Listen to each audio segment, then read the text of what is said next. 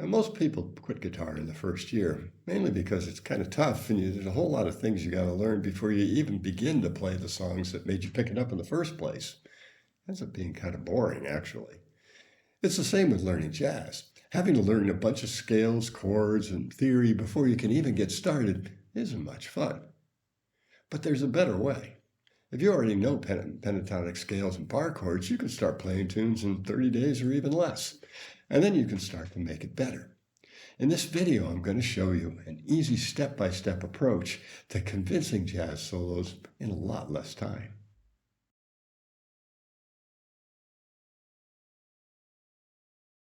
Hi, Dr. George here with Jumpstart Jazz Guitar. Jazz guitar for busy adults. Everything you need to know without all the noise.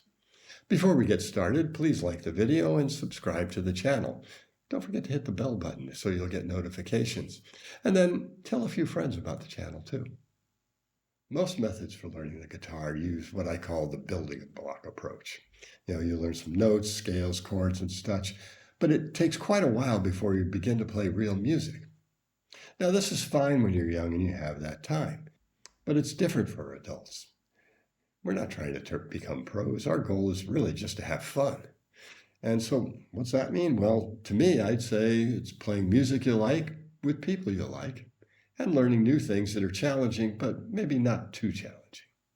So that building block approach that works for young students where you do every single thing isn't going to work for you. You need a way that's going to get results quickly and make it fun again. We're going to start with a broad and simple approach and then gradually refine it. So let's take a look at it step by step. So the first step is the easiest, but it's also one that many people miss, listening. Joe DiOrio, the great jazz guitar player, said listening should be 50% of your practice time. There are just a lot of nuances of jazz that are things that you only get from listening, and you have to have that sound in your ear. It's a lot like language. In English, we all know the correct order of a string of adjectives. Quick brown fox sounds right, whereas brown quick fox sounds wrong. Well, music is the same way. Now, the great jazzers of the 30s, 40s, and 50s, they had an advantage. It was all around them all the time. It's all they heard. But that's not true now. So we have to make that extra effort and start listening. So a while back, I posted a video where I played a solo on Autumn Leaves using nothing but the pentatonic scale. If you haven't seen that video, you might want to check it out. So that's what I call the pentatonic framework. It's not an end, it's a beginning. It's a lot like a frame house. Okay? When you build a frame house, you put a foundation down, which you've already done, and then you put up some studs. That's the pentatonic framework. Then we're going to add some sheetrock, slap on a coat of paint, and a few other things, and eventually have a pretty nice looking house. Well, that's what we're going to be doing here. You're going to be building on what you already know. You already know this pentatonic scale. You know how to play it. You know what it sounds like. So you can focus more on the nuances and being able to develop an idea and to make that idea have some shape and direction. Okay? The thing about working with just 5 notes, now you might think, oh, that's just too simple. But in fact, it forces you to be creative. Now, we're going to refine this. We're going to make it more interesting. And so let's take a look at the next step. So I call the next step pentatonic plus. And this is where we add the 2 notes that are missing from the scale back in. And so in E minor, we're missing F sharp, and we're missing C. Now those notes can be pretty important because they have something to do with a lot of the chords. And so maybe I play something like this.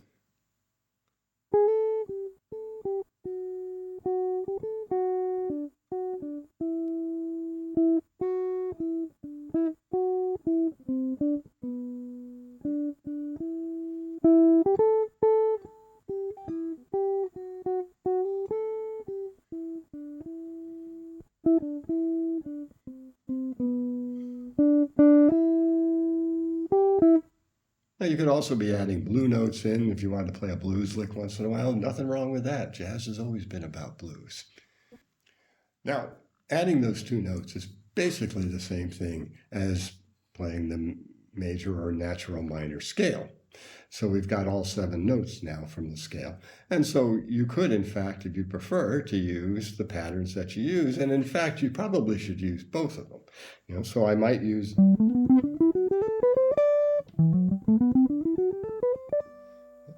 Now, natural minor works on all of the chords in there except for one.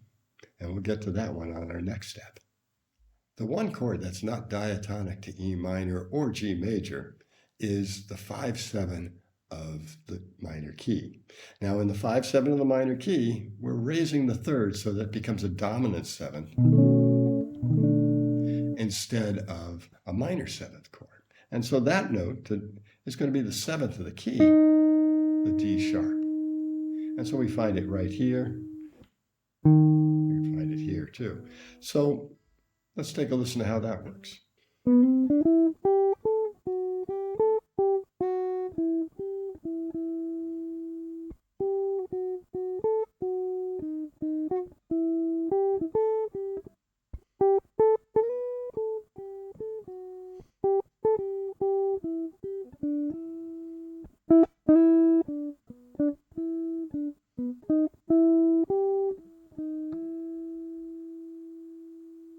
So the next thing that you can add in is the melody.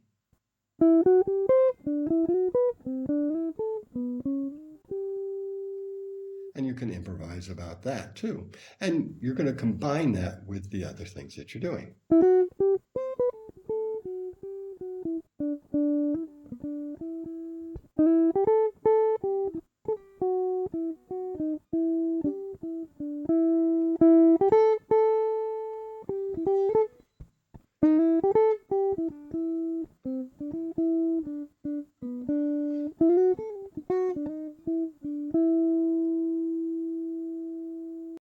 Our last step is to add approach notes.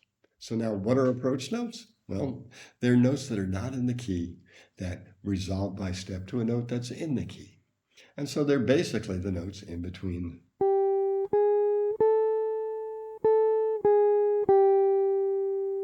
And we can approach them any way we want. We can leap into, or by step, or we can go.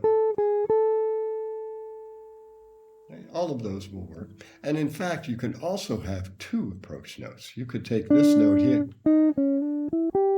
and that's the infamous enclosure. So half step above, half step below, and then resolve into the note. So if we add those in, we've now got all 12 notes.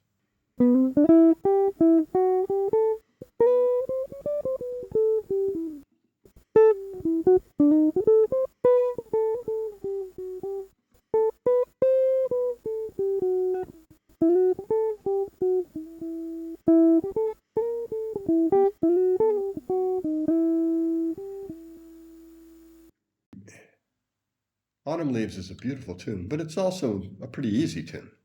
But there are lots of great tunes that are pretty easy. Take the A Train, Fly Me to the Moon, Summertime, Blue Bossa. You can use the same approach to all of those. And in fact, you can even use it on more difficult tunes because there are a lot of tunes that are really just in one key.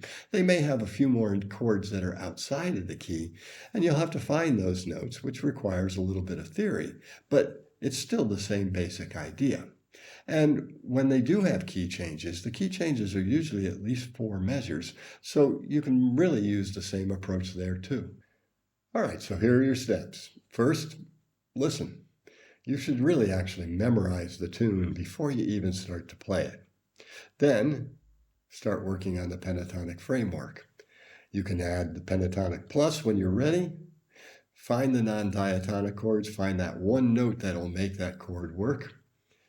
Throw in the melody and some approach notes, and you've got a really good solo. Now this method will work for anyone, but in general I usually take a pretty different approach with adults than I do with my college students. But it goes beyond that because you see, you're all unique, and that's what private lessons are for. Now you're here trying to figure it out on your own, and I know that because you're watching this video on YouTube. But the question always is it the right video, and how do you know? That's why I'm offering a free custom design practice plan. You'll fill out a questionnaire, we'll meet online, I'll listen to you play, and then I'll deliver a practice plan just for you that will guide you in playing better in as little as 30 days. Now, I did this for 30 years as a professor, and now I can do it for you. You'll take the guesswork out of your practicing and start making real progress. So just click the link in the description down below. And as always, thanks for watching. Please leave a comment down below, and I'll see you next time.